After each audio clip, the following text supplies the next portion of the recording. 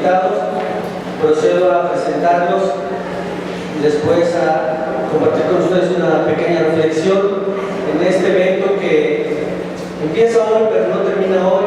Son 6 sesiones que tendremos cada 15 días y donde estamos invitando a toda la comunidad de SIAD, profesores, alumnos, a que compartan este espacio sobre un proyecto que creemos de suma relevancia para los próximos años. Nos acompañan en esta mesa el doctor Romualdo López Zárate, rector de la Unidad Azcapotzalco de nuestra querida UAM. Muchas gracias.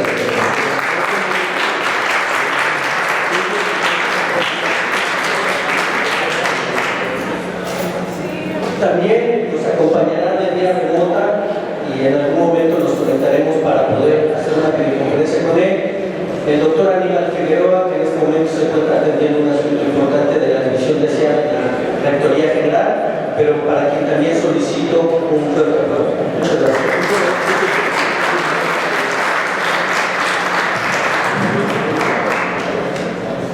Nos acompaña el doctor Jordi Micheli, que es el coordinador y el responsable de la Oficina de Educación Virtual de toda la Unidad Azcapotzalco. Muchas gracias.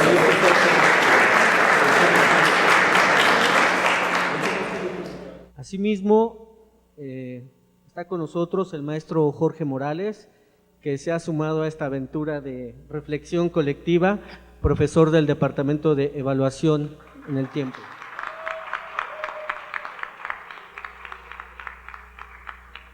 Y bueno, tenemos un invitado especial, al maestro Andeadi Castro. El maestro Andeadi Castro tiene una larga trayectoria en multimedia y es profesor de la Escuela La Esmeralda. ¿Sí? Así también quiero darle las gracias por su presencia a los jefes de departamento, maestro Armando Alonso, de Medio Ambiente, al secretario académico de la división, Héctor Valerdi, también muchas gracias por estar aquí. Muy bien, bueno, y su servidor. Para los que no me conozcan, soy el doctor Marco Ferrusca, actual responsable del Departamento de Investigación y Conocimiento en la división de SIAD. Muy bien.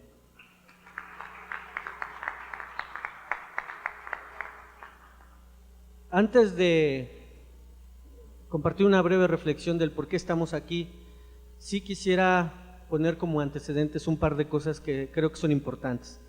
La verdad es que el día de hoy hemos querido arrancar este foro pidiéndoles a nuestras autoridades y a las personas responsables del tema de educación virtual de la unidad que nos acompañaran para que compartieran con nosotros sus ideas, sus preocupaciones, los retos que como institución tenemos, ¿no? Porque creo que es importante saber hacia dónde se está apuntando, ¿no? Entonces, en ese sentido, por eso es que era sumamente relevante para nosotros que el rector de la unidad, el director de la división, así como Jordi Micheli, compartieran sus ideas en torno a este gran tema que está en la agenda de la UAM, que es la educación digital. Bueno, procedemos a lo siguiente. Estamos inmersos en la cuarta revolución educativa que concierne al desarrollo de las tecnologías de la información y la comunicación y por lo tanto vivimos inmersos en una cultura digital cada vez más presente en todo lo que hacemos cotidianamente. Si bien las TIC han impactado en gran medida a todos los sectores de la sociedad, es de particular interés reflexionar sobre su influencia en la educación en los recientes años, que se caracterizan por la intrusión tecnológica, el empoderamiento de las personas y la flexibilidad de los procesos de formación. Es por eso que hoy también se empiezan a manejar conceptos como escuelas sin papel, para denotar cómo las redes de computadoras y los recursos en Internet ayudan a los docentes a disminuir el uso del papel. Los profesores pueden mantener sus notas y asistencia en línea, así como emplear textos y materiales que están en Internet sin ningún costo. Al estar en una universidad pública, estamos obligados a observar este fenómeno, reflexionar sobre nuestras prácticas docentes y, en consecuencia, actuar de tal forma que podamos garantizar los mejores procesos formativos a nuestros estudiantes y de acuerdo a sus expectativas y habilidades. Por otra parte, la Asociación Mexicana de la Industria de Tecnologías de la Información, el Instituto Mexicano de la Competitividad y Select Estrategia elaboraron el Mapa de Ruta 2025 orientado para transformar a México a través de la adopción de las TIC. Este documento hace énfasis en la necesidad de entender 3 tendencias de futuro que se vislumbran en el sector de las TIC y su impacto en la vida de los mexicanos, el sector empresarial, el sector gobierno, etc. Primer tendencia, el celular como nuevo eje de desarrollo de las TIC. Segunda tendencia, la consolidación de 6 nuevas tendencias tecnológicas: dinero y comercio electrónico, cómputo en la nube, aplicaciones móviles, medios sociales y análisis de información masiva de la red. Tendencia 3, la integración de la industria de las TIC con otras industrias. Bajo este escenario a futuro y teniendo presente el contexto universitario en el que se circunscribe este proyecto, como docentes nos preguntamos, ¿cuáles son las principales tendencias de integración de las TIC en el sector educativo, principalmente en el de nivel superior? ¿Cómo pueden las TIC contribuir a desarrollar las nuevas capacidades, conocimientos y competencias que requerirán nuestros futuros diseñadores para desempeñarse profesionalmente? ¿Cuál es la estrategia a seguir que permita educar para y con las TIC en la división de CIAD y en las otras divisiones? ¿Qué cambios debería de experimentar nuestra división para convertirse en una escuela de diseño casi sin papel a través de un plan integral de utilización y desarrollo de TIC? ¿Cómo incentivar los procesos de enseñanza y autoaprendizaje, aprender a aprender, mediante el uso estratégico de las TIC, tanto en los docentes como en los estudiantes? ¿Qué ventajas técnicas y conceptuales, pedagógicas y didácticas pueden explotarse con el uso de las TIC en los procesos de enseñanza y aprendizaje del diseño? Bueno, pues estas preguntas que las hemos elaborado varios docentes, nos ha parecido muy pertinente llevarlas a este espacio. Como pueden ver ustedes, incluso hemos decidido organizar este evento fuera de las instalaciones tradicionales como son el K001, con el fin de llegarle a la comunidad. Los invito a que participen en este foro. Habrá, como les he mencionado anteriormente, diferentes sesiones, pero este es el objetivo, que juntos reflexionemos sobre hacia dónde queremos llevar la educación digital en nuestra división. Entonces, sin más que agregar, voy a solicitar al doctor Romualdo López Zárate que dé por inaugurado el foro y procederemos con las actividades programadas para el día de hoy. Muchas gracias.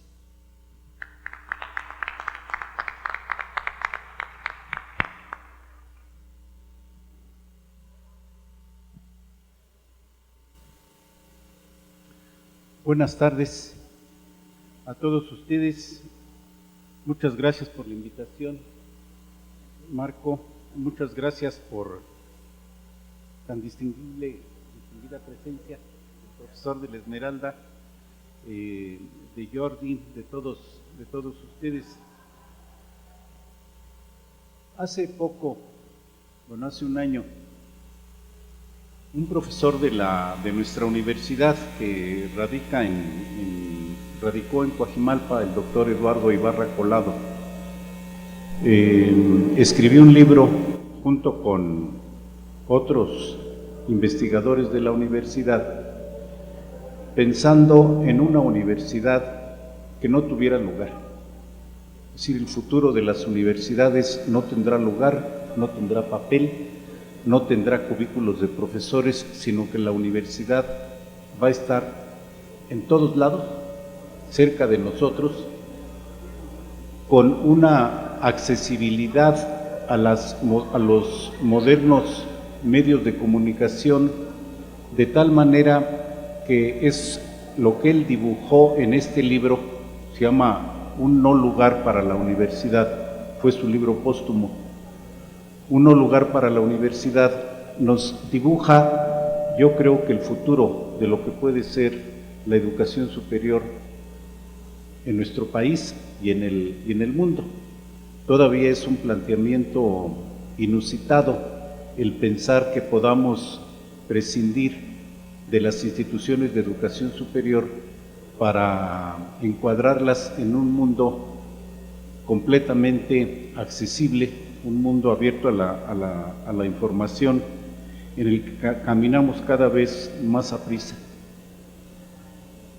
Nuestra universidad, desde su creación en la Ley Orgánica, se contempló allá en 1973 que estará abierta a la modalidad no escolarizada. En aquel tiempo existía la modalidad escolarizada o se concebía nada más esta doble percepción de la modalidad escolarizada en las aulas y la modalidad no escolarizada. Esto fue en 1973, está como una alternativa para nosotros que afortunadamente Marco Ferrusca con un grupo de profesores está impulsando fuertemente en la división y en la unidad, de tal manera que podamos tener cada vez más, de manera más presente, las posibilidades de esto que para los jóvenes ya es una realidad. Buena parte de los profesores de la universidad no nacimos con esta modalidad. El promedio de edad de nuestros profesores en la universidad es de 58 años y cuando nosotros empezamos a estudiar estaba lejana la posibilidad del acceso a estos artilugios de comunicación que ahora son de uso creciente y continuo entre nuestros estudiantes. Y tal vez el proceso de adaptación a estos nuevos mecanismos a quienes más nos está costando es a los profesores, porque no tenemos la habilidad ni las competencias para poder adaptarnos a estas nuevas modalidades. Yo creo entonces que cualquier esfuerzo que hagamos en este sentido va a ser necesaria para darles una mejor formación a nuestros estudiantes. Creo que ya no es pensable la universidad sin el acceso continuo, diario, sistemático a estos nuevos, modernos medios de comunicación. La tradicional definición de la universidad como una entidad que realiza inseparablemente docencia e investigación es una realidad de nuestra universidad, pero muy lejos está en la mayor parte de las universidades de América Latina. Son pocas las universidades en nuestro continente, sobre todo en América Latina, no en Estados Unidos, que pueden ufanarse de tener profesores de tiempo completo que puedan realizar estas dos funciones. El hecho de contar con esta capacidad humana de profesores que puedan dedicarse a estas actividades, yo creo que es un recurso humano del cual podemos nosotros hacernos valer para hacer llegar a los estudiantes las potencialidades de estas nuevas herramientas. Me llama mucho la atención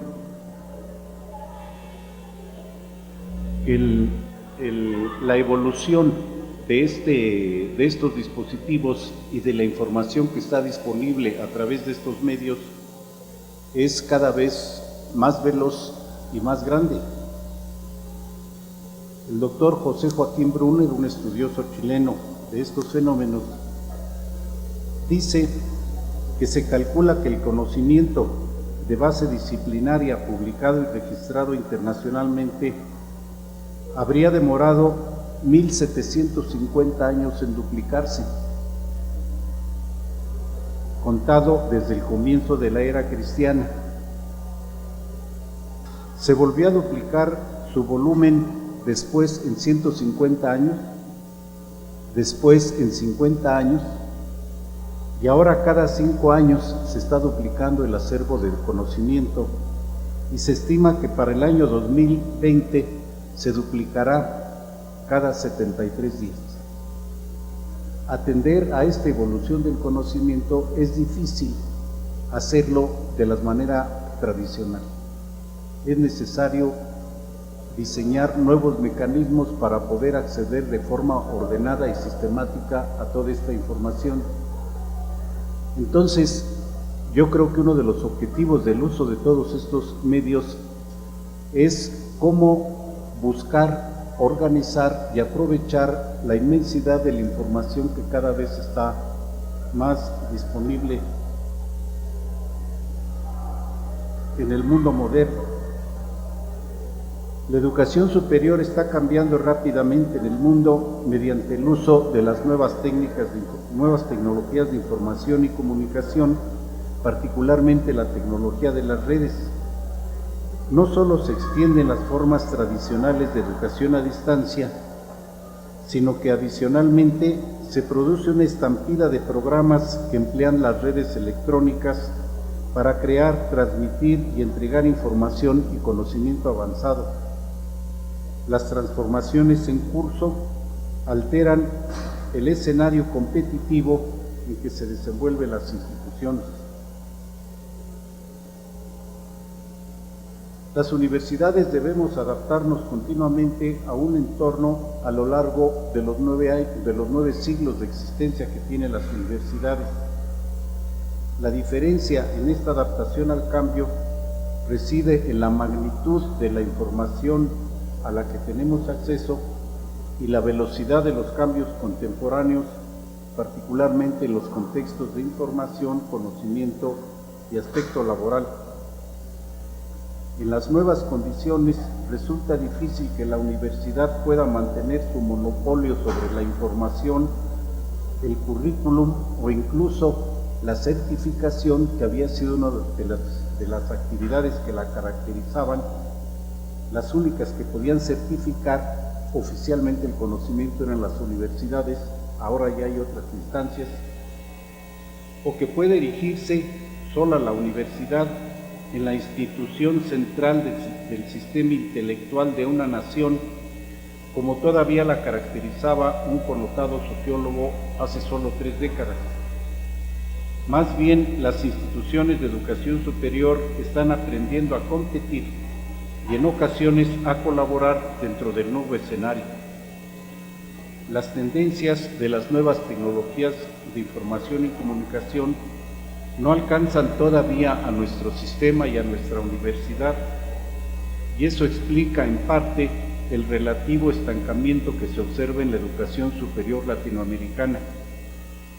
Al contrario de lo que ocurre en naciones y sistemas más dinámicos, nosotros seguimos apegados a un modelo introvertido de transmisión analógica, renuente a la diferenciación y la flexibilización, que considera a cada institución aisladamente y no como parte de una red, temerosos de la competencia y con sospechas respecto a la colaboración entre nosotros.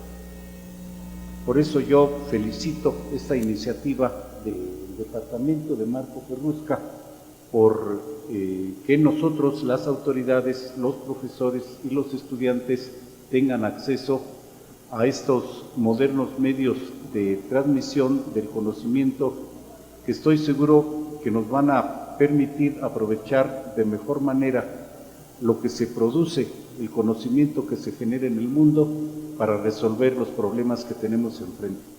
Muchas gracias.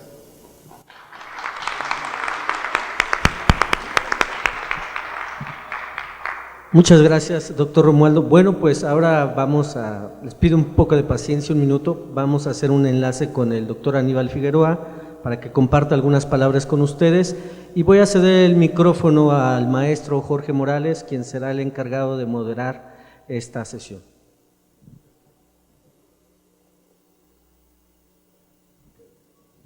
Bien, vamos a esperar que recibamos la señal de nuestro director de la División de Ciencias y Artes, en algo que pronto va a ser común, me imagino, que ustedes puedan recibir en las casas ustedes, ¿sí? Adelante, Jordi. Ok, que ustedes puedan recibir la señal de su maestro en sus computadoras sin tener que ir a la universidad, ¿no? En fin, por problemas técnicos, as usual, vamos a continuar con el doctor Jordi Micheli. Es nuestro actual coordinador de educación virtual en el campus de Azcapotzalco. El doctor Micheli ya tiene mucho tiempo trabajando en temas de usos de redes. Hay alguien que le conecta al maestro, ¿no? Y se ha vuelto ya un experto, yo diría, en estos problemas que implica una ciudad invadida por redes que no siempre vemos, que son siempre de internet o electrónicas, y que sin embargo sirven para generar nuevos servicios. El maestro ha estudiado mucho el caso de los centros de llamadas telefónicas que están en todas partes, como si estuvieran atendiéndonos en la misma cuadra. En fin, Vamos a esperar que conecte su ponencia. Y Jordi, te paso el micrófono.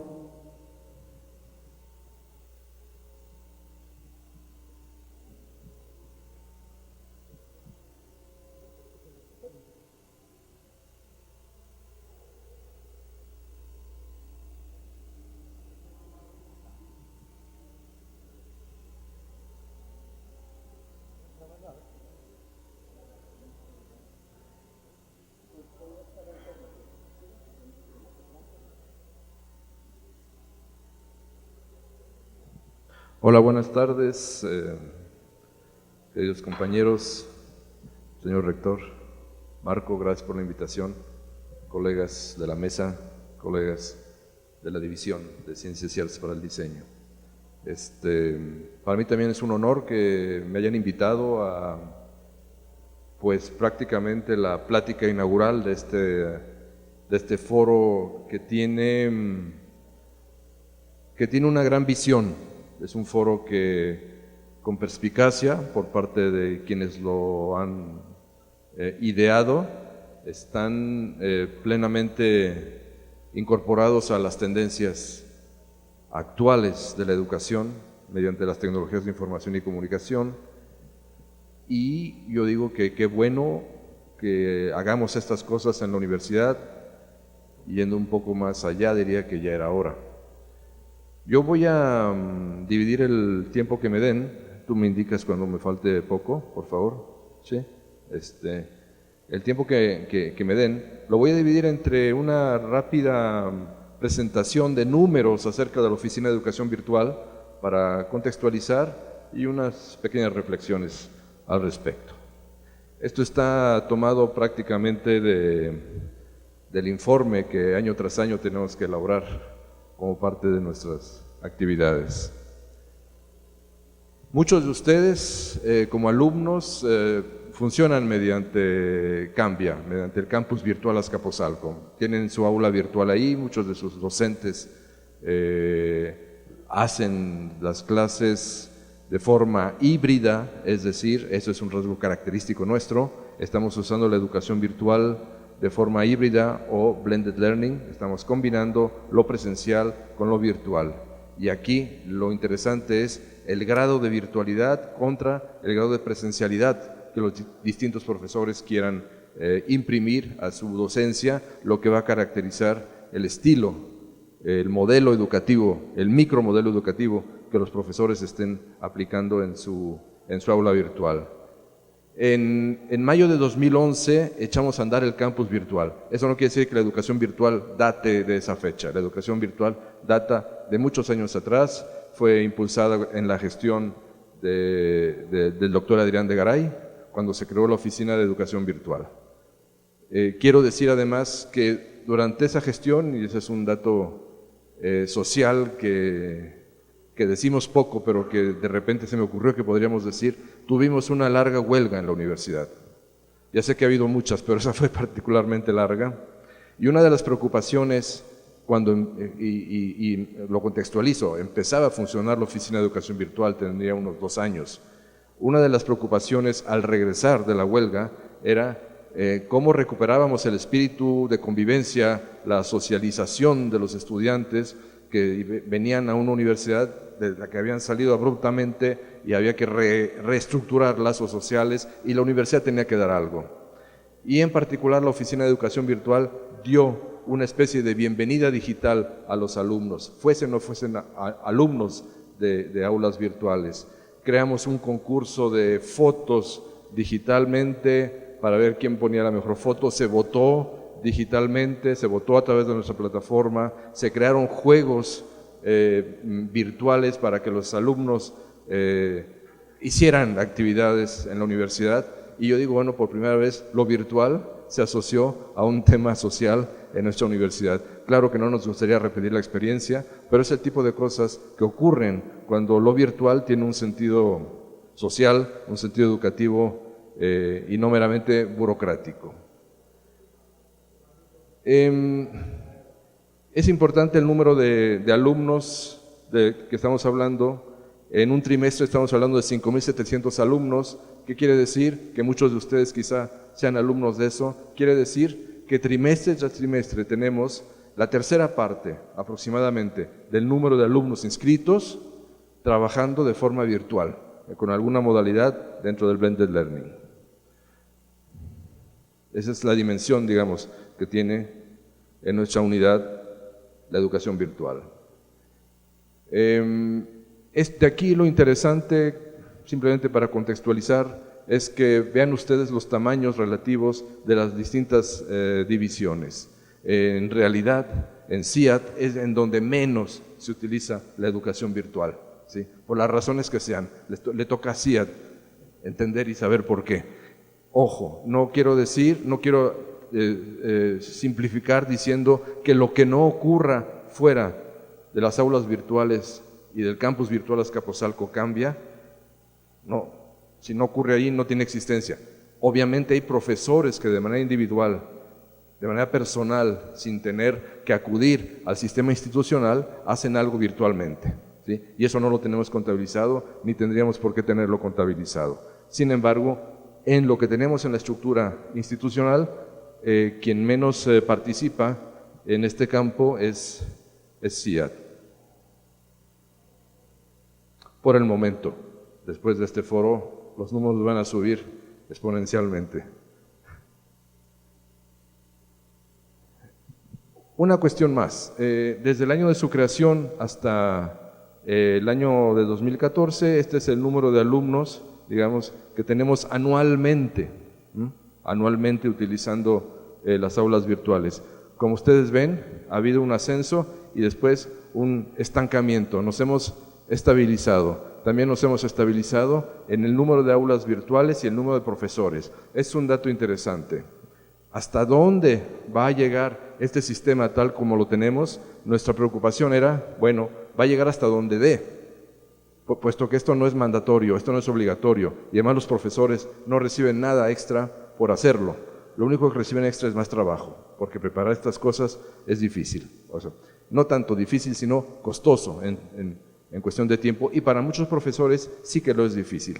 Para eso también les ayudamos. El hecho importante es que estamos, después de una fase de rápido crecimiento, iniciando una fase de estabilidad. Tenemos que entender y saber por qué estamos en esa estabilidad. Si es que hemos llegado ya al número de la estabilidad, no nos vamos a mover de allí, y si no nos vamos a mover de allí, entonces generemos formas cualitativamente nuevas, creemos algo nuevo para que esto siga su ruta dinámica.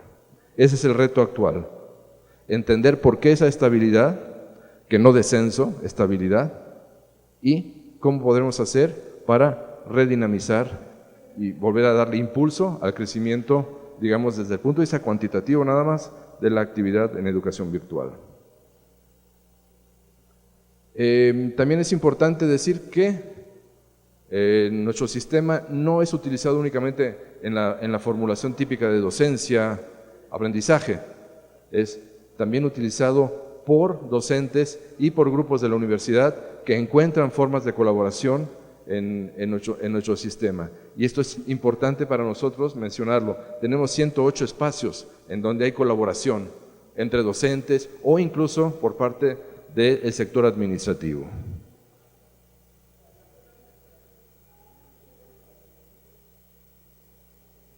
Tenemos un instrumento que se llama Escola, quiere decir evaluación de competencias laborales para alumnos. Es un sistema que creamos en la Oficina de Educación Virtual, es una marca registrada por parte de la universidad, la quisimos registrar porque podría ser, digamos, pirateada fácilmente, y con lo que estamos haciendo acá es permitir a los alumnos que quieran que hagan exámenes, evaluaciones en línea, tal como si fueran evaluaciones de tipo profesional. Es decir, cuando tú vas a buscar un empleo, muchas veces te piden que hagas 5 o 6 exámenes complicadísimos, de los cuales jamás te dicen qué pasó ni el resultado, y a final de cuentas eligen a uno y a otro no.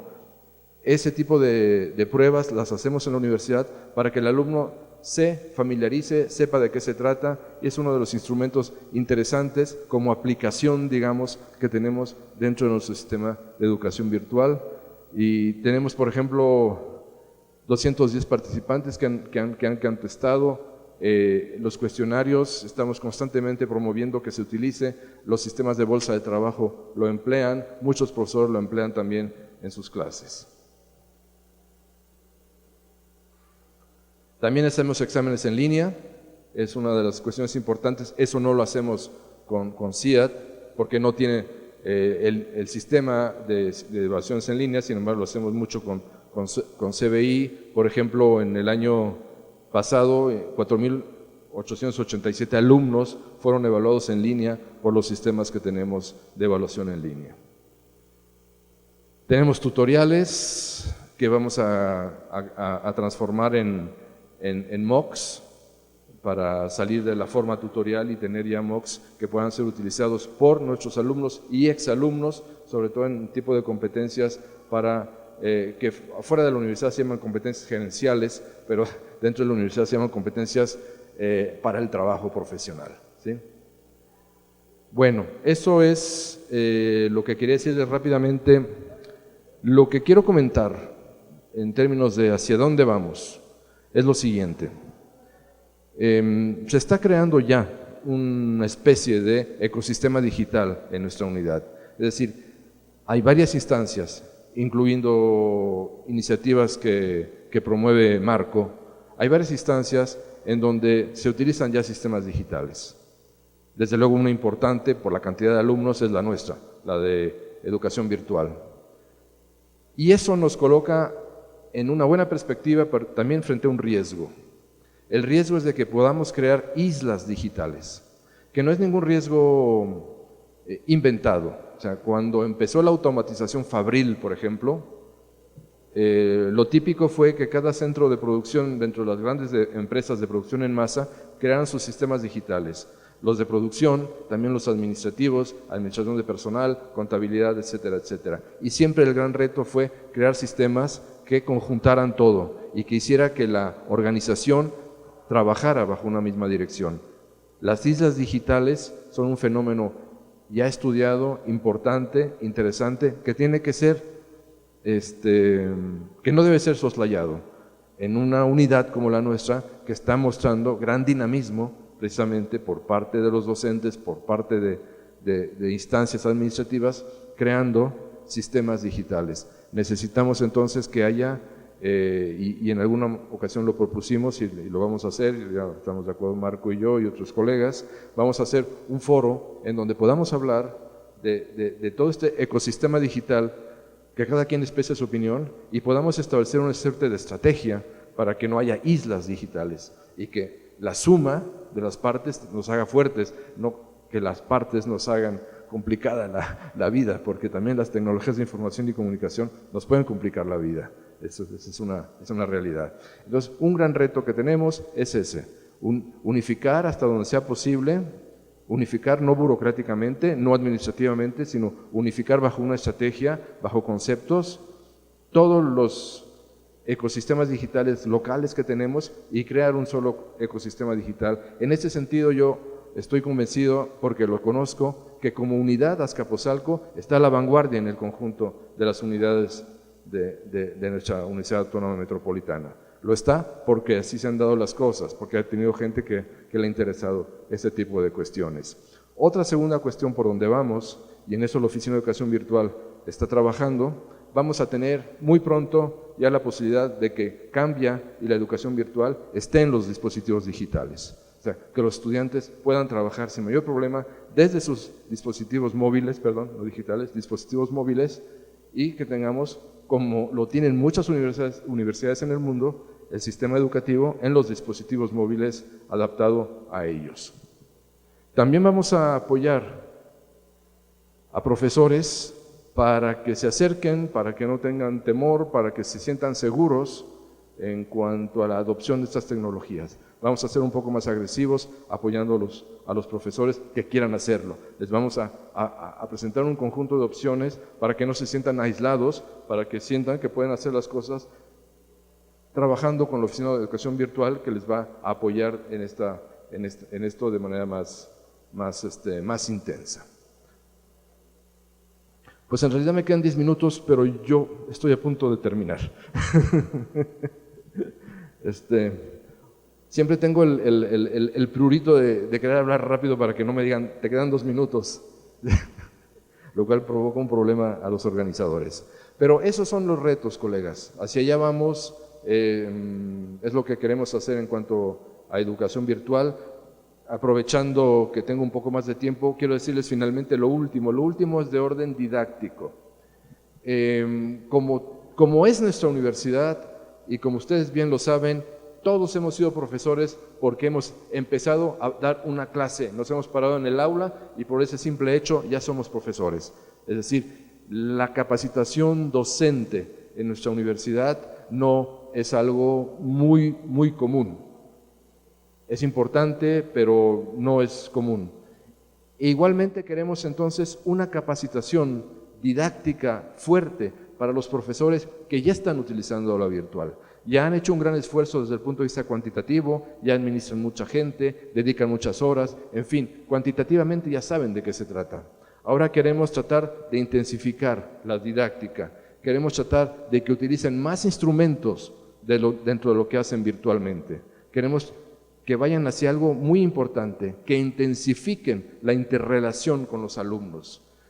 Muchos profesores utilizan el aula virtual de una manera, entre comillas, sencilla, es decir, la usan como repositorio de información. Y cualquier profesor, el profesor estándar, cuando le dicen educación digital, educación virtual, uso de tecnologías, lo primero que piensa es un repositorio, que puedan bajar los alumnos las cosas que yo les diga y que tal, y que además pueda yo calificar en línea, cosas de ese tipo. Pero eso no es interacción educativa. Eso no es interacción educativa. Nosotros queremos fomentar la interacción educativa. Queremos que haya una interacción docente-alumno. Queremos que sea otro canal de comunicación para la enseñanza-aprendizaje. Otro canal que corra paralelo y que se combine productiva y rica y de forma rica con el canal presencial, porque lo nuestro es blended learning. Eso es lo que, desde el punto de vista de elevar cualitativamente nuestra docencia en línea, lo que vamos a pretender hacer en el tiempo que sigue. Ahora sí, eso sería todo. Muchas gracias.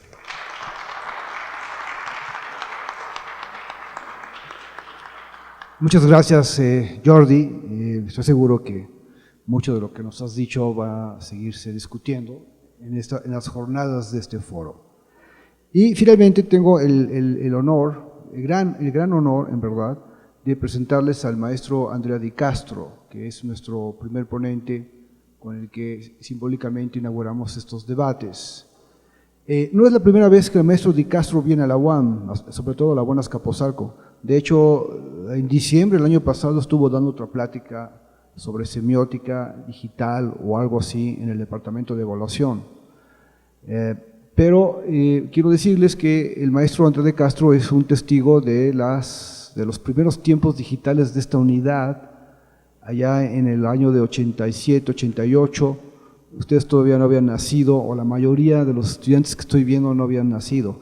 Pero en ese momento, en el departamento de investigación, donde ahora está trabajando Marco Ferrusca, el entonces jefe de departamento, que era el doctor Javier Covarrubias, nos trae una caja de Pandora, que era una computadora amiga, que había comprado en Aurrera a precio ganga, ¿no? Y sin darse cuenta, él ahí inaugura la primera revolución digital que tiene esta universidad y que empieza en CIAD. Eso es lo interesante. Y entonces ahí todo el departamento de investigación enloqueció. Yo tenía la gran suerte de estar ahí ya trabajando con Covarrubias y nos pusimos como locos. Ya teníamos 5 computadoras, pero ninguna impresora, porque en esa época no había impresoras para Amiga.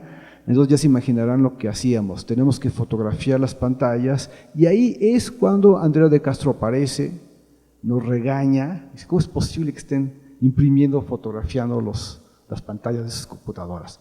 Y él tenía una de las pocas, creo que la única impresora para Amiga, y entonces se convirtió en nuestro impresor y nuestro maestro y nuestro gran consejero, y sin él no hubiéramos podido haber iniciado esa revolución tecnológica en la misma UAM.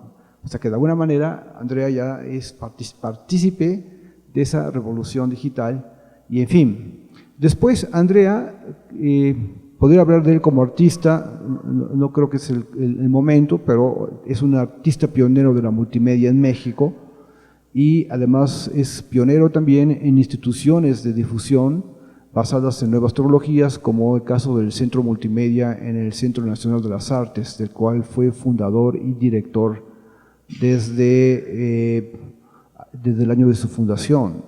En fin, ahora también el maestro que es del Sistema Nacional de Creadores, es un artista de la multimedia, es también maestro de la Esmeralda y nos viene a participar lo que él ha estado empezando a hacer en las aulas de la escuela de pintura, en el mismo CENAR, respecto al uso inteligente, en el sentido de oportuno, de estos nuevos medios en la enseñanza de materias tan resbalosas como las del arte. Andrea, bienvenido a la UAM. Pues muchas gracias por la invitación y bueno, antes de entrar en materia, aquí todo el material lo tenemos en línea, entonces todo lo que van a ver aquí pueden consultarlo en andreadicastro.com, ahí hay un sitio que se llama Academia y van a encontrar ustedes esta información y todas las referencias de lo que estamos hablando. Yo empezaría por el título de esta presentación y le puse: un espíritu libre no debe aprender como esclavo. Y se refiere a un título de un libro de Roberto Rossellini, publicado en 1977, el año de su muerte, que hace referencia a una frase de Platón y que viene perfectamente al caso como título de esta conferencia, ya que nos indica al mismo tiempo dos ideas: un diagnóstico del estado actual de la educación superior y nos sugiere la necesidad de una liberación para poder evolucionar en los procesos de enseñanza y aprendizaje. El texto al que nos referimos muestra la preocupación de Roberto Rossellini, que fue un director del neorrealismo italiano, hacia los problemas de enseñanza, de la educación y del acceso del ser humano al conocimiento. En su momento, en 1963, el autor se planteó abandonar el cine de autor. Sentía cierta superficialidad tanto del cinematógrafo como en la obra de arte contemporánea. Quería, de alguna manera, ser útil socialmente. Es gracias a esta reflexión que emprende, poco después, una serie de trabajos de cine didáctico para la televisión.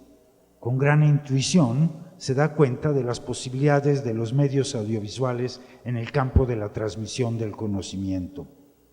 Produce una serie de documentales para televisión, como Sócrates en 1971, Pascal, Cartesio, una serie que la llamó La lucha del hombre para la sobrevivencia, y en 1971 entrevista a Salvador Allende en un programa que se llamó La Forza e la Ragione, la fuerza y el razonamiento y la razón. En los escritos recopilados en este libro, Rossellini nos habla de una nueva forma de educación. Nos dice, cito: todos los hombres políticos, todos los moralistas, todos los idealistas que se proponen sinceramente llevar a cabo transformaciones sociales deben tener muy en cuenta una operación esencial, la de concebir y promover nuevas formas de instrucción, de educación y de cultura. Nos habla, después de esto, de lo que él considera que es la educación integral y del problema de la singularidad del ser humano frente a los esquemas de educación estandarizada. Prosigue que hay que plantearse, por consiguiente, una instrucción, una educación y una cultura en términos totalmente nuevos. Cita, un poco para explicar eso, entre los precursores a Jean Jaurès, que asesinado en 1914, en donde comenta el sueño del marqués de Condorcet, que es un político de la Ilustración francesa, en la Revolución Francesa, en donde en ese momento tienen la oportunidad de rediseñar toda la sociedad. Cito brevemente este texto, que a mi manera de ver es maravilloso. Estamos hablando de una idea, el marqués de Condorcet vivió entre 1743 y 1794, ¿no? Para que ubiquen la fecha, ¿verdad? Dice: qué magnífico sueño de individualismo y de anarquía científica e intelectual. Ni autoridad docente, ni iglesia, ni Estado, ni doctores infalibles. La verdad que brota de la fuerza de todas las mentes como de un manantial y que vuelve a ellas como el agua a un depósito. La inteligencia que abraza de inmediato lo real sin que ningún velo de superstición, ninguna tiranía de los gobernantes, ningún falso fulgor de gloria se interponga entre el pensamiento libre y el universo. La ciencia que progresa por su propio impulso y se propaga de mente en mente por su sola virtud. La más hermosa visión de humanidad pensante y libre que un hombre haya confiado a otros hombres. Bueno, es inevitable relacionar este texto con la idea de ciberespacio acuñada por William Gibson en Neuromante en 1984. En la novela de Neuromante, Gibson plantea al ciberespacio como un espacio de alucinación consensual colectiva originada por toda la información de millones de computadoras conectadas entre sí. Recientemente se ha definido, más allá de la ciencia ficción, como el nuevo hogar de la mente.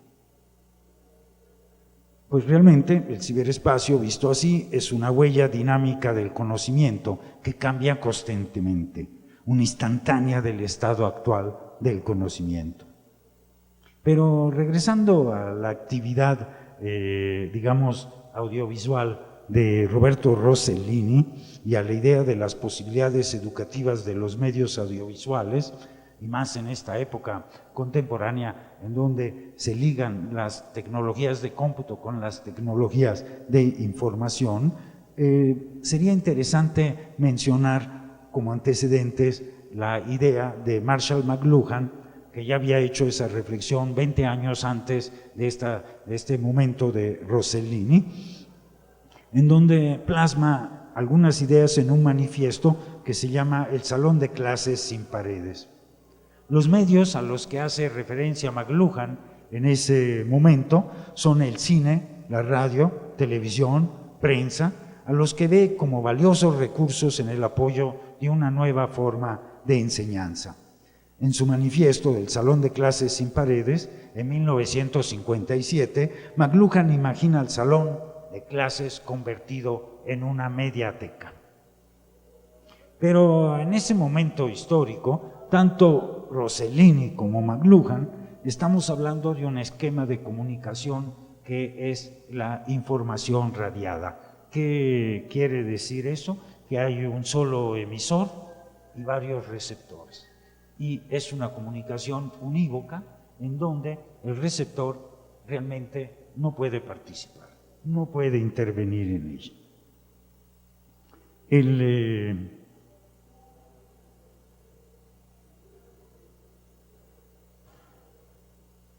Creo que aquí habría que mencionar que existieron algunos casos, ¿no? Algunas excepciones, como por ejemplo Radio Aliche, ¿no? Humberto Eco nos platica de eso en un libro que se llama De las ondas rojas a las radios libres. Nos hace ver como ya en los 70 hay una necesidad pujante del receptor de participar en la emisión, ¿no? En el caso de Radio Aliche, bueno, era un espacio abierto donde cualquier persona podía ser reportero a través de un teléfono. O sea, en un teléfono público podía llamar y participar en este esquema de comunicación. Desde luego duró pocos meses, Radio Aliche fue allanada por la policía, etcétera, etcétera, ¿no? Claro, porque estamos hablando, ahorita estamos acostumbrados a las redes y podemos participar en la transmisión, pero estaba muy cuidada todavía en los años 80 lo que eran las transmisiones. O sea, el problema de transmisión era un problema muy delicado desde el punto de vista político. Creo que el gran cambio viene en cuanto pasamos de la información radiada a la información que llamamos punto a punto. La comunicación punto a punto es parecida a la del teléfono, es decir, podemos conectarnos directamente con una persona o con varias personas y es una comunicación biunívoca, es decir, al mismo tiempo el destinatario puede ser también emisor, ¿no? Y ahí es donde cambia definitivamente. Además de que el hecho, para que se pueda dar esto, que ya no hay una información de tipo analógico, es una información de tipo discreto, es decir, digitalizada. ¿Qué quiere decir eso? Que puede viajar por la red. Entonces estamos hablando de ubicuidad, es decir, que la información está en todas partes, nos rodea, estamos envueltos, ¿verdad?, por todo tipo de información. Se crea también un tejido informático, es decir, se pueden relacionar diversos tipos de información, tanto textos como información visual, sonora, que gracias a la metadata cobra una nueva vida y una nueva dimensión. Por eso se habla de este tejido de información. Y además de eso no hay linealidad, lo que implica que no necesariamente hay un fin y un principio. Es decir, podemos accesar en cualquier momento de la información conforme la necesitamos. Y también creo que permite la interacción, que es muy importante en este cambio de modelo educativo, la interacción del usuario sobre este universo de datos. Estamos viviendo una conjunción de medios que es un espacio público abierto a contribuciones de todo tipo de información. Nuestra misión, yo creo que como educadores, es transformar estas tecnologías en instrumentos para la distribución del conocimiento. Este es el principal problema. Y bueno, nosotros, ¿qué es esta página que estamos viendo? Dijimos, bueno, en primer lugar les tengo que aclarar que para nosotros es fácil arriesgarnos porque estamos hablando de una escuela de arte. Entonces no tenemos a nadie que va a operar a nadie, ni un puente que se va a caer, ni ninguna de esas cosas. Entonces pues podemos como aventurarnos en nuevos modelos educativos con mucha confianza, porque lo único que puede pasar es que abramos nuevas vetas creativas. Eso puede ser el peor escenario, ¿no? Entonces nadie se va a morir en el quirófano, entonces no hay ninguna preocupación en ese sentido, ¿no? Entonces, tal vez eso podría ser diferente en otras disciplinas, ¿no? Pero bueno, entonces eso es para un poco hablar de cómo nos aventuramos, ¿no? La idea, antes de seguir con el texto, quisiera tocar unos puntos. La idea de este curso era, yo durante 8 años empecé a manejar mis cursos en red y eso me permitía crear, y sin saberlo, porque después encontré lecturas que confirmaban eso, un modelo que está proponiendo la UNESCO. Nosotros queríamos fomentar la creación de un alumno investigador, de que realmente el alumno pudiera asir a su manera el conocimiento. Y pues me acuerdo que siempre hablábamos, incluso aquí con Jorge, con el doctor Covarrubias, de un antiguo proverbio chino que en cada momento que conviene lo saco a colación, ¿verdad? Dice, oigo y olvido, veo y recuerdo, hago y entiendo. ¿A qué se refiere eso? Creo que es una síntesis de la evolución de la enseñanza. Estamos hablando, oigo y olvido, es el clásico profesor que se para en el salón, lanza su rollo, entra por aquí al alumno, sale por acá y ya, ¿no? Cuando mucho motivó una reflexión en ese momento, pero no sabemos qué tanto queda permanente en su conciencia lo que está recibiendo del maestro. Veo y recuerdo, ya nos habla de esta era audiovisual, que, bueno, aunque no lo crean, a mí sí me tocó, en el salón de clase había filminas y ese tipo de cosas con diapositivas, etcétera, etcétera. Pero llegamos a la parte interactiva, hago y entiendo. Eso le permite al alumno obtener información a la medida de sus necesidades, tener modelos, simuladores, por ejemplo, todo ese tipo de cosas que realmente cambian la experiencia de asimilación del conocimiento.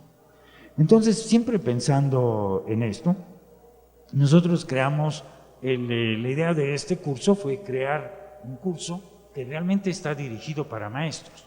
¿Y qué pretendemos con este curso? Que el maestro se familiarice en las técnicas audiovisuales contemporáneas, de preferencia interactivas, para poderlas llevar en el salón de clase y tener un modelo más propositivo, ¿no? En esta página de internet que les di la dirección, vemos, estamos citando, precisamente ahí tienen las ligas, pueden ir al salón de clases sin paredes, y estamos citando también a dos autores. Uno es Khan y otro es Sugata Mitra. Quisiera hablar un momentito de la experiencia de Sugata Mitra.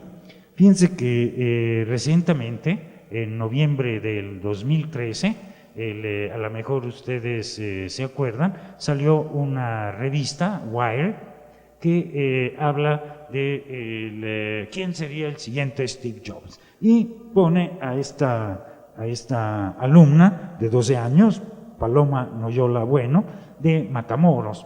Ella es una escuela primaria que está junto a un basurero, y resulta que era la persona que tuvo un desempeño en matemáticas excepcional. No sé si se acuerdan de esa noticia, salió casi en toda la prensa.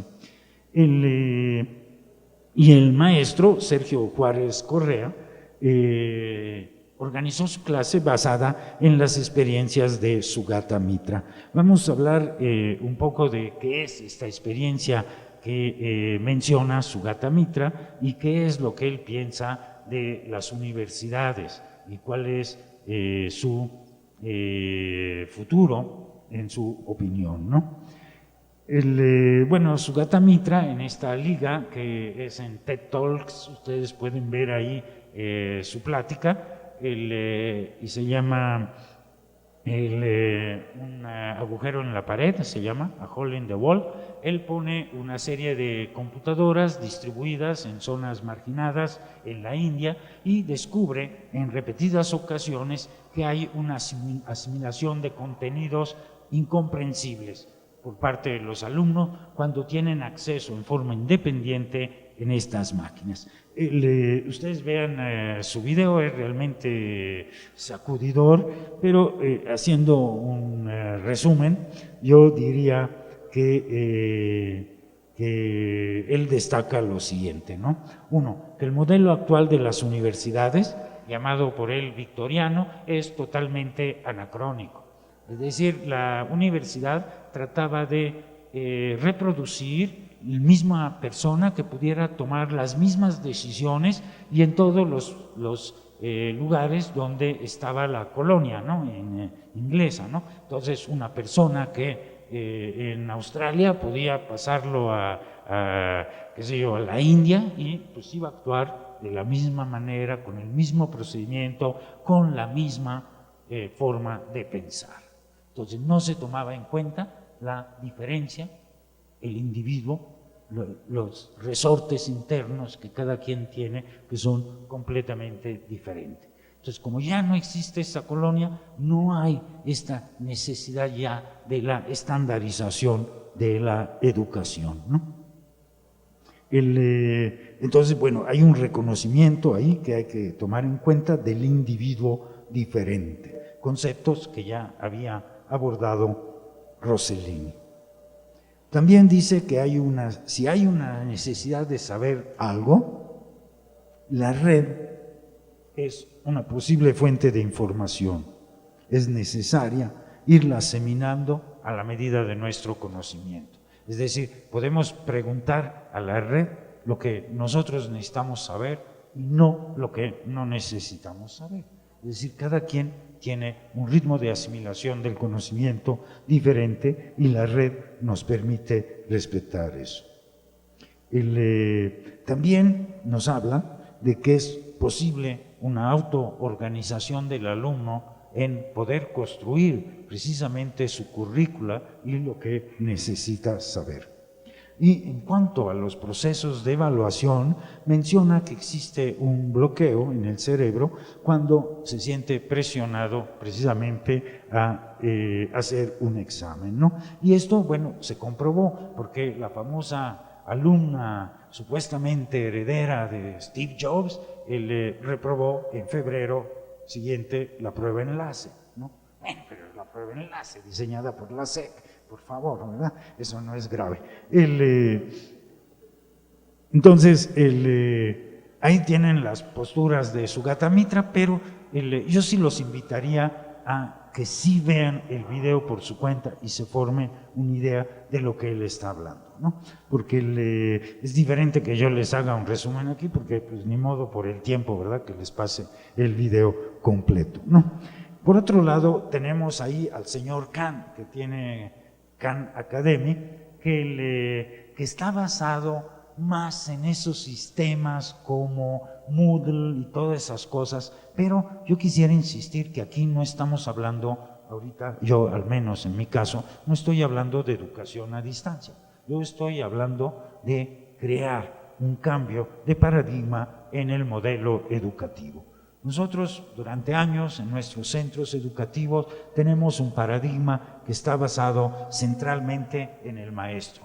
Eso realmente ya no es necesario y juntando tanto lo que dice Khan como lo que dice Mitra, creo que se puede superar en forma muy fácil. Estamos hablando de un sistema colaborativo, de un sistema de conocimiento distribuido, en donde podemos aprovechar lo mejor del conocimiento de cada uno de los maestros. ¿Cómo? Bueno, con una estrategia de creación de objetos de aprendizaje que pueden evolucionar, que se pueden trasladar, que se pueden combinar, que pueden adaptarse a las más diversas necesidades, que promueve también este alumno que es investigador, y en este esquema tanto el maestro como los alumnos son productores de materiales audiovisuales, y eso es precisamente la importancia de este nuevo modelo educativo.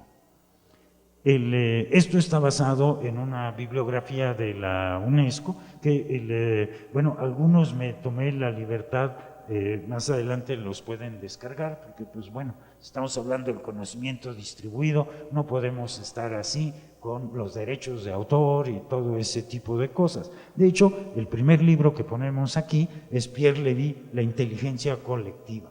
Creo que es un libro que nos hace ver cómo precisamente lo que nosotros estamos aportando en red está creando una nueva mente, un nuevo repositorio de información en que podemos nosotros acudir en cualquier momento, tomarlo, modificarlo, amoldarlo a nuestras necesidades, ¿no? Pero entonces, ¿cuáles son los grandes retos? ¿Por qué organizamos esos cursos? Ahorita les voy a mostrar algunos resultados, ¿no? Creo que uno es el desarrollo de habilidades digitales.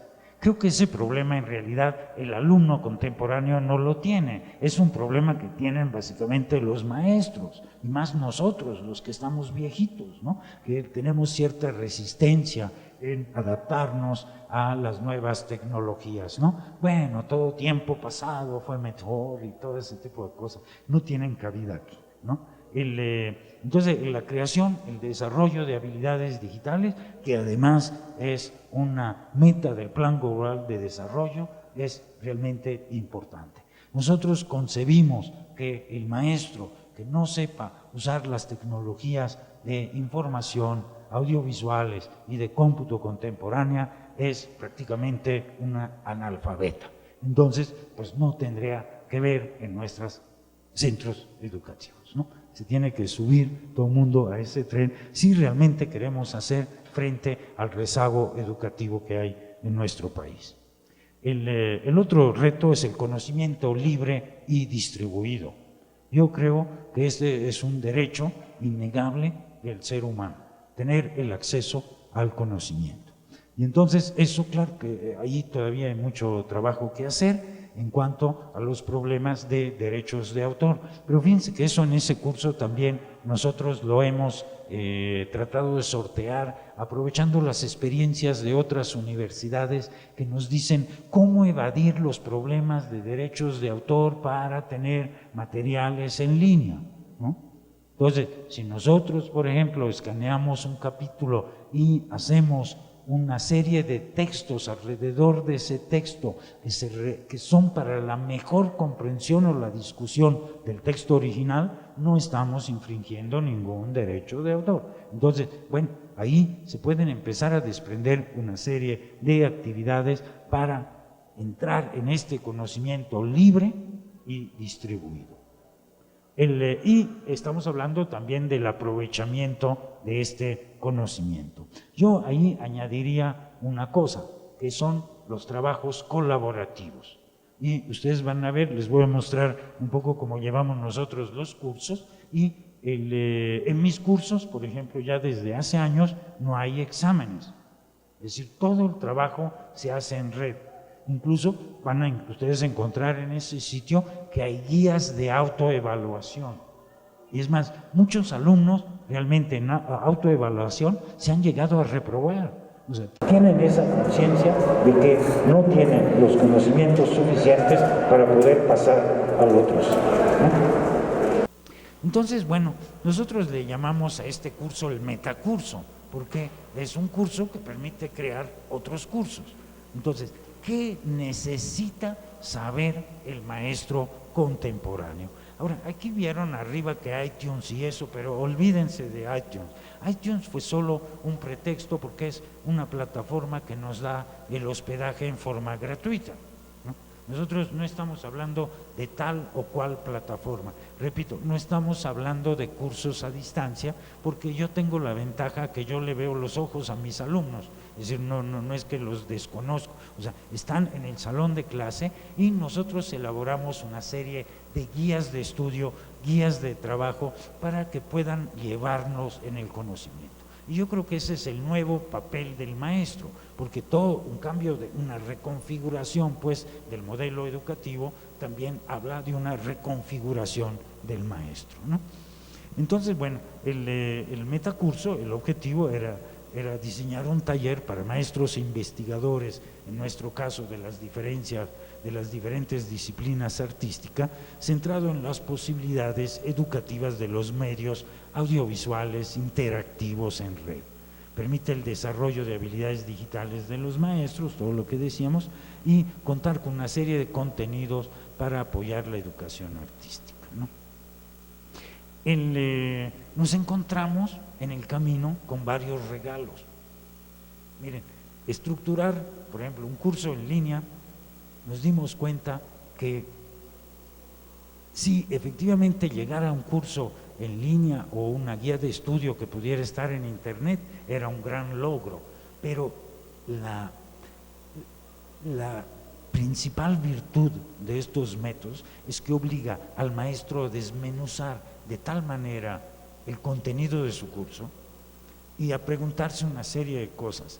¿Qué necesita, por ejemplo, para que el alumno entienda este concepto? ¿Qué concepto necesita tener antes? Implica que el maestro ya no llega a improvisar al salón de clase, sino que tiene un plan estructurado y preciso de lo que va a haber en cada sesión. ¿Por qué? ¿Cuál es la lectura? ¿Qué esperamos de esa sesión de trabajo? ¿A dónde vamos a ir? ¿Cuál es el paso siguiente? ¿Cuáles son las actividades? ¿Qué es lo que tiene que haber cubierto el alumno para pasar al siguiente paso, ¿no? ¿Cuáles son esos productos que pensábamos obtener en ese curso? Tenemos guías temáticas, ¿no? Les voy a mostrar ahorita algunas, si queda tiempo, no sé cómo vamos de tiempo. 10 minutos nada más, oye. Entonces pues hay que apretarle aquí a las conclusiones. Tenemos guías temáticas, objetos de aprendizaje, cursos en línea y cursos en línea autodidactas, ¿no? Aquí lo que es importante es la idea del objeto de aprendizaje. Entonces, este casi digamos fonema del conocimiento, es decir, la unidad mínima del conocimiento, podríamos imaginarlo como un objeto de aprendizaje, ¿no? Son unidades digitales mínimas que permiten ser modulares, flexibles, escalables. ¿Qué quiere decir? Que alguien se puede apoderar de estas unidades mínimas y recircularlas. Es decir, alguien puede tomar un objeto de aprendizaje de uno de mis cursos, porque además están abiertos, ¿no? Y se pueden adueñar de ello y volverlo a lanzar, ¿no? Entonces, creo que les voy a mostrar un poco, bueno, cuáles son los materiales, ¿no? Bueno, esto es lo que decimos, ¿no? El maestro tiene que saber manejar el audio, cómo hacer una presentación, e incluso cómo crear una página en HTML. Creo que eso es importantísimo. Nosotros le hemos apostado más que a Moodle y a todas esas cosas, directamente al HTML. Miren, si ustedes entran en Academia, esta es nuestra página, en el caso de las materias que yo doy, y aparte miren, si un servidor los pudo hacer en la Esmeralda, donde no tenemos pero nada, es decir, esto se hizo sin ningún apoyo de la institución, es más, yo casi diría a pesar de la institución. Y entonces aquí están nuestras materias, que son de orden de arte y nuevas tecnologías, o sea, mis materias son fotografía, video, multimedia y los talleres de producción de robótica, cómputo físico y por qué no cómputo afectivo también, todo ese tipo de cosas, ¿no? Y aquí, bueno, hay un menú que depende de los cursos que estamos dando, ¿no? Miren, por ejemplo, aquí hay un curso de imágenes en movimiento, en donde pues el alumno tiene cómo se va a escribir, etcétera, etcétera, y tiene pues un temario, ¿no? Fíjense que lo interesante aquí, que desarrollamos todos el curso con una serie de información, todas las lecturas que queremos hacer de un capítulo ahí están en PDF, y hay una serie de actividades que al final se proponen que tienen que hacer en el salón de clase, que tienen que hacer en su casa, que tienen que leer. Nuestros alumnos en la mayoría de los casos son de escasos recursos económicos, entonces no pueden comprar muchos de los libros que nosotros necesitamos, ¿no? Entonces les escaneamos el capítulo del que estamos hablando y aquí entran a Google Drive y lo pueden desarrollar. Tenemos un blog, este curso acaba de empezar, por eso el blog no está tan lleno, pero miren, aquí tienen por ejemplo las tareas que tienen ellos que desarrollar, y entonces en estas tareas tienen en cada uno de los módulos, en cada una de las páginas, qué es lo que tienen que hacer, qué tienen que investigar, qué tienen que leer, etcétera, etcétera. ¿Qué créditos les damos con esto?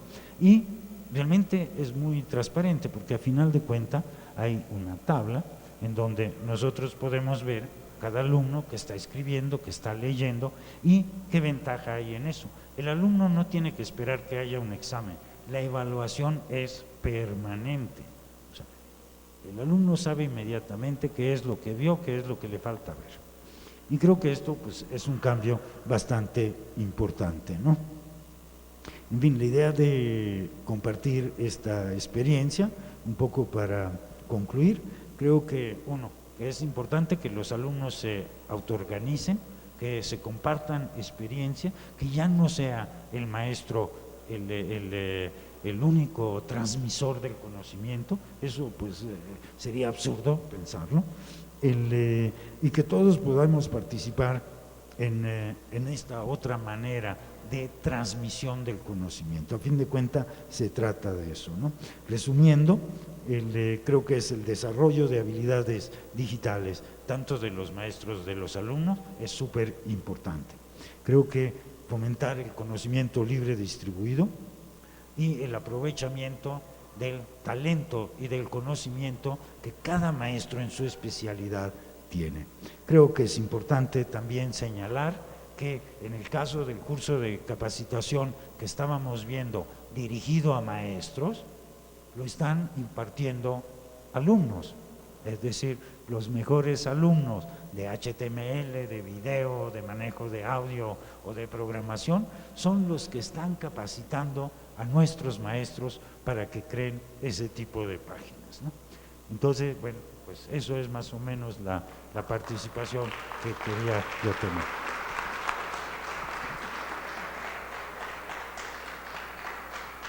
Muchas gracias al maestro Andrea Di Castro.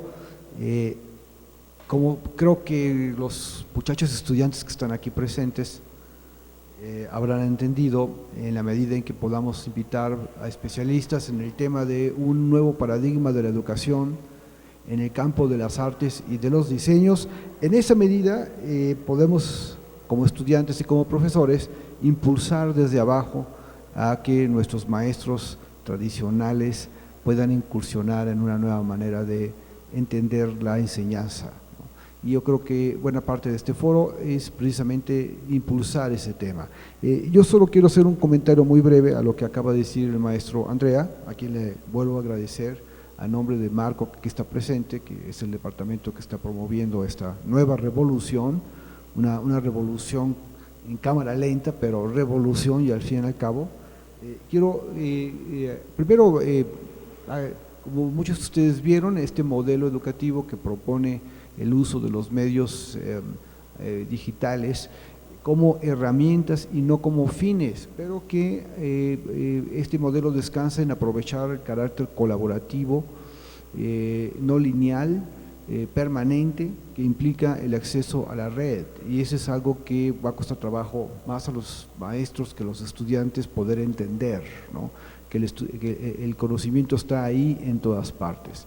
Y el otro punto que rescato del modelo que propone Andrea, que ya se dieron cuenta mis estudiantes que me lo estoy fusilando poco a poco, ¿no? Ya se dieron cuenta, ¿no? Es esta idea de la autoevaluación permanente, que implica que el estudiante se da cuenta exactamente de los avances que va teniendo a lo largo del curso en la medida que va alimentando un cuaderno de trabajos, que en este caso es un blog, o ejercicios que pide el profesor, y de eso se anula la idea de la evaluación vertical, de arriba abajo, cuantitativa, que solamente recoge o se detiene en las preguntas del profesor y no en los descubrimientos de los estudiantes. En fin, no quiero agregar más, creo que aquí el maestro Andrea fue bastante puntual, lo protege la nueva experiencia que ha logrado desarrollar en una escuela como la Esmeralda, y solo me queda que volverlo a invitar o dejarlo atento a que nos venga a ver cómo esta revolución que ya había empezado hace años y que se nos fue escondiendo entre las ramas, puede volver a surgir en el área del diseño. Solo me queda para volverlos a invitar a ustedes que la próxima reunión de este foro, que espero que se haga un foro familiar, un foro de curiosos, un foro de revolucionarios de la enseñanza, es el próximo 6 de marzo a las 12 al mediodía, pues, y en este mismo lugar, en este mismo canal. Vamos a ver si podemos hacer radio con este programa en alguna ocasión, o televisión. Y gracias a todos, gracias Andrea, Marco, gracias por estar con nosotros. Muchas gracias.